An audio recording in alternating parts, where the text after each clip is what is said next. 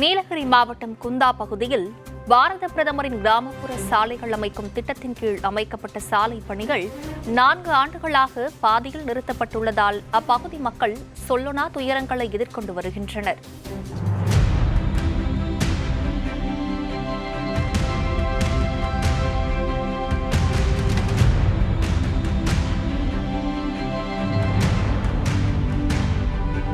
நீலகிரி மாவட்டம் குந்தா அணையை ஒட்டியுள்ள பகுதியில் 50க்கும் மேற்பட்ட குடும்பங்கள் வசித்து வருகின்றன.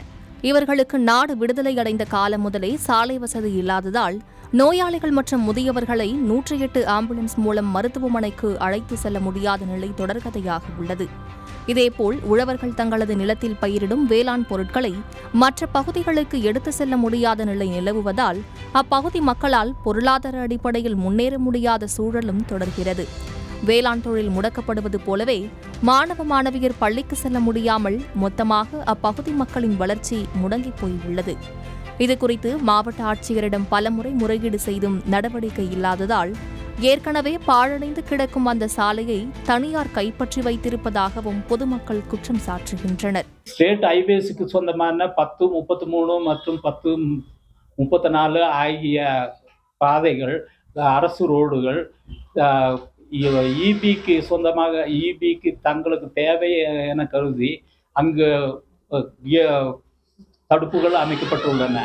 இந்த தடுப்புகள் அமைக்கப்பட்டுள்ளதால் சுமார் 20லிருந்து 25 விவசாயிகளான நாங்கள் உள்ளுக்கு எந்தவித பணிகளும் செய்ய முடியாமல் தடுக்கப்பட்டு இருக்கிறோம். கிட்டத்தட்ட 2 லட்சம் ரூபாய் எங்களது சொந்த செலவை செய்து பாதை அமைத்தும் தற்போது வரை அதை 5 வருடமாக திறக்க மாவட்ட நிர்வாகம் எந்த நடவடிக்கையும் எடுக்கவில்லை. இவ்வாறு பல கட்ட போராட்டங்களுக்கு பிறகு பிரதம மந்திரி கிராமப்புற சாலைகள் திட்டத்தின் கீழ் சாலை அமைக்க நடவடிக்கை மேற்கொள்ளப்பட்டது.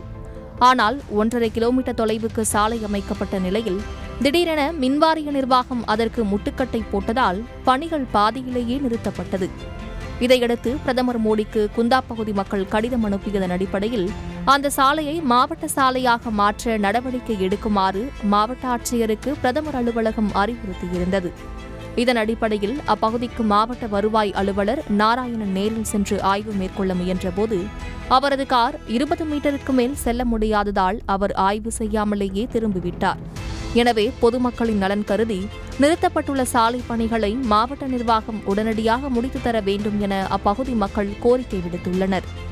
மாவட்ட வருவாய் அலுவலர் சென்ற வாரம் தோட்டத்தை பார்க்க வந்திருந்தார். பார்க்க வரும்பொழுது அவரால் குடியிருப்புகளுக்கோ அல்லது விவசாய நிலங்களுக்கோ அவருடைய வாகனத்தினால் வர முடியவில்லை.